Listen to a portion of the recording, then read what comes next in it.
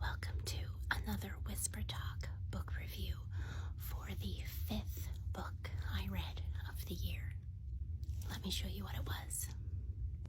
The Curiosity by Stephen P. Kiernan. As usual, this book has been on my to-read list for a while, and a lovely TikTok friend purchased it from my Amazon wishlist, and I finally sat down to read it.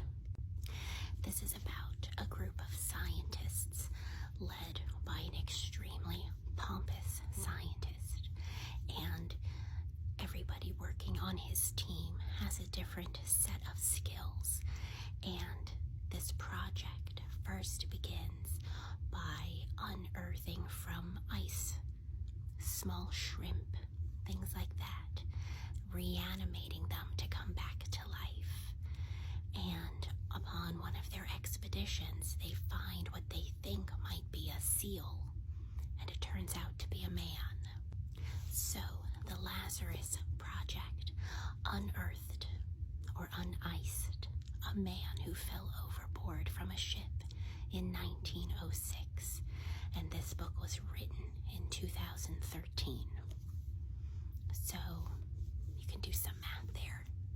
This book vaguely mentions things involving 9/11 and the Boston bombing, and so we know that this book is within the 21st century, and it follows this team after they successfully reanimate the man who went overboard.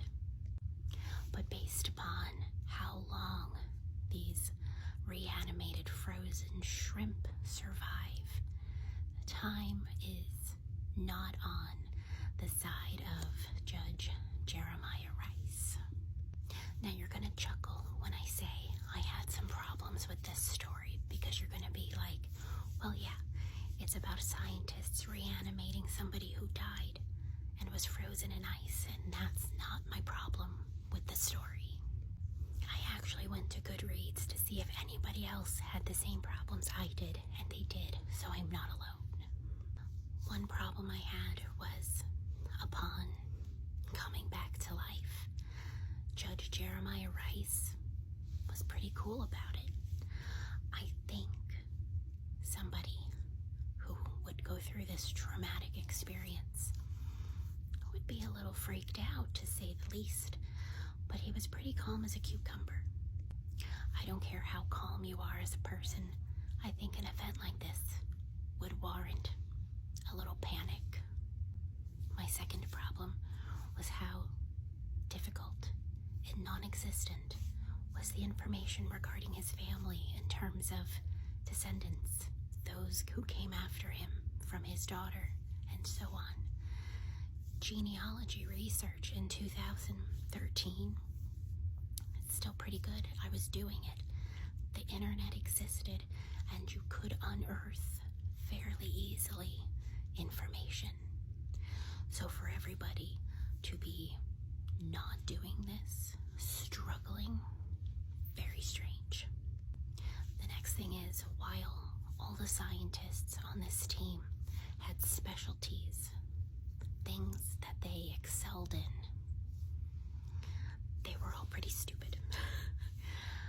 And that they couldn't figure out what I would consider, for a well-educated scientist, fairly basic scientific things.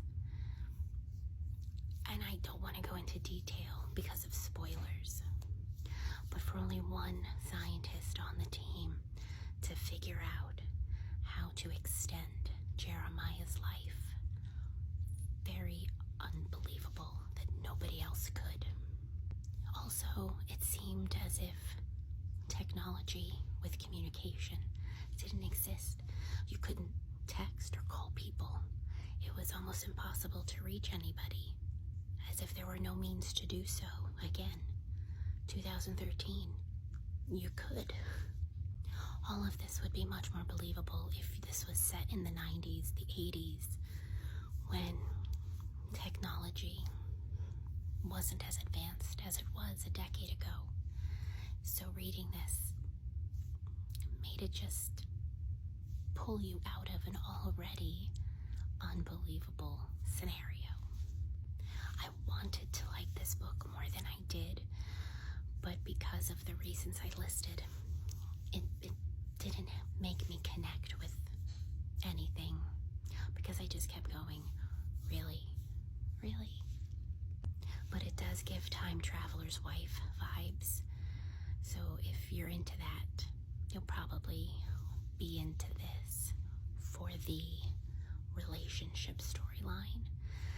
But for me personally, that's not enough, and because it was lacking in the realistic storylines, I couldn't give myself over to the relationship aspect storyline.